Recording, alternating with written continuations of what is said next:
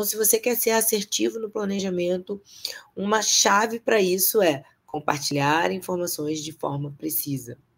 Para quem não me conhece ainda, eu sou Andréia Mello, eu ajudo dentistas a planejarem suas reabilitações orais, entregando o máximo de estética e função para os seus pacientes, diagnosticando bruxismo e disfunções oclusais.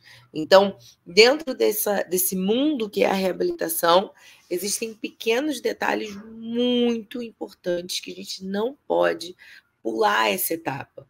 Toda vez que a gente queima etapa, tenha certeza que o preço é alto.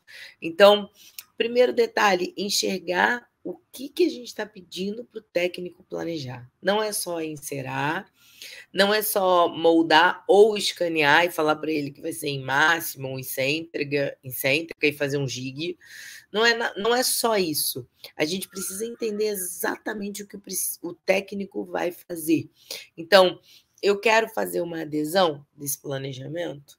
Se eu quero fazer uma adesão e ele, por exemplo, tem excesso de volume ou um dente está mal posicionado, vai ser um ensinamento regressivo, como está esse aí primeiro. E não se trata de ser analógico ou digital, não, tá, gente? Tanto faz. O importante é você passar as informações de forma precisa. Então, eu tenho ensinamento regressivo, ensinamento aditivo, ensinamento cirúrgico, ensinamento digital ou analógico dentro dessas modalidades. Se você observar aí no slide, quem está acompanhando pelo YouTube, se você observar no slide, tem um ensinamento verde com volume e um ensinamento verde sem volume. O ensinamento verde com volume é um ensinamento cirúrgico, onde a gente vai utilizar o mocap para ser o guia de incisão e do desenho gengival.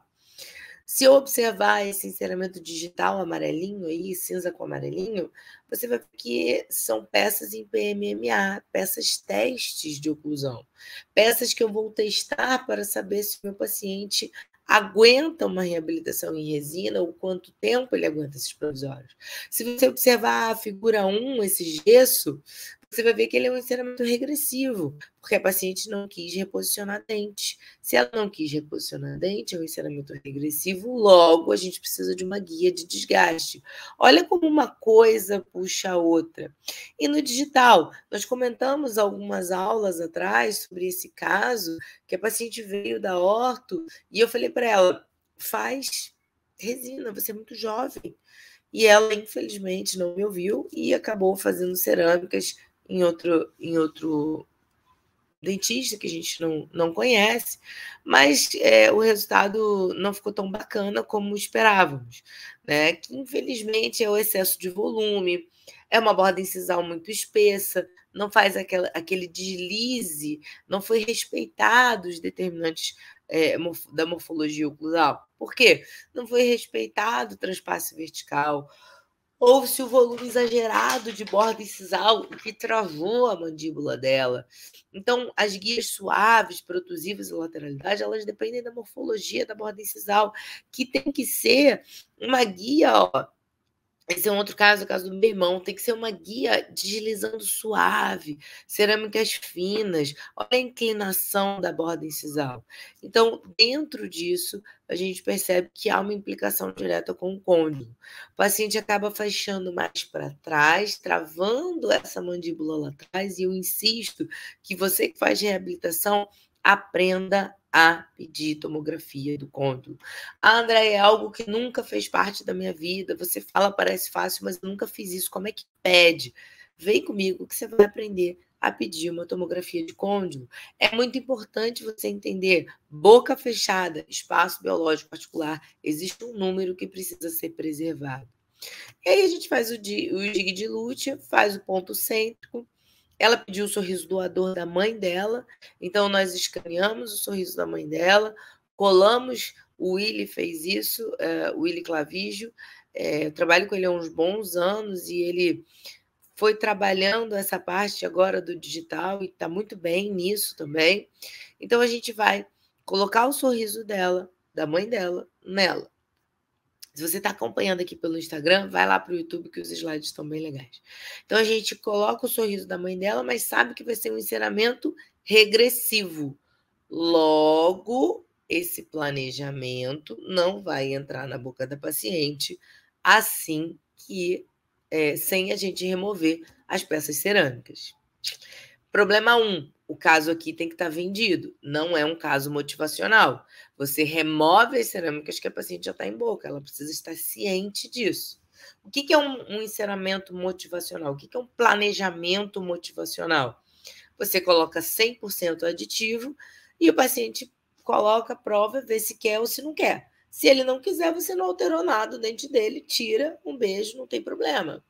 Se você fizer um ensinamento regressivo, remover peça antiga ou desgastar o dente do paciente, nunca mais volta para o lugar.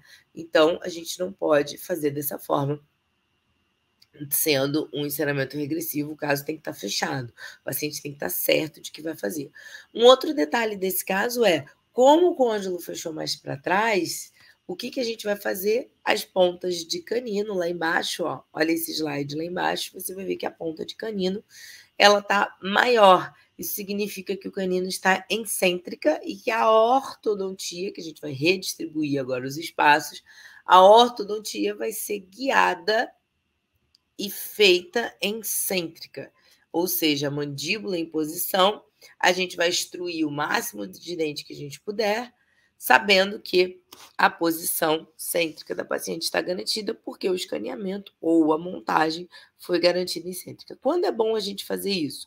Quando eu tenho um transpasse vertical exagerado e eu não tenho como alterar o tamanho dos incisivos, porque é o tamanho estético ideal, mas eu preciso aumentar a dimensão vertical de oclusão para que ela não tenha uma sobremordida. Então, gente, a alteração de dimensão vertical está relacionada com transpasse vertical. Não pode esquecer desse detalhe. Alteração de dimensão vertical, transpasse vertical. Transpasse vertical dos incisivos. Eu tenho que entender que existe um limite de aumento de borda incisal. Eu não posso aumentar só por estética. Beleza? Muitas vezes eu tenho que alterar a dimensão, seja com extrusão ortodôntica, seja com aumento protético ou em resina. Quando que eu escolho um ou outro dentro do método? Quando eu tenho perda de massa dentária ou bruxismo, por bruxismo, ou por erosão, ou pelos dois juntos, eu vou aumentar o volume de esmalte que foi perdido, necessariamente. Quando eu tenho um excesso de força do masseter, por exemplo, paciente braxéfalo, eu tenho dificuldade de manter essa extrusão. Então, a chance de recidiva de intrusão dos posteriores é muito grande. Aí eu vou pensar, será que vale a pena, então, eu manter só a extrusão ou será que eu tenho que aumentar a massa dentária?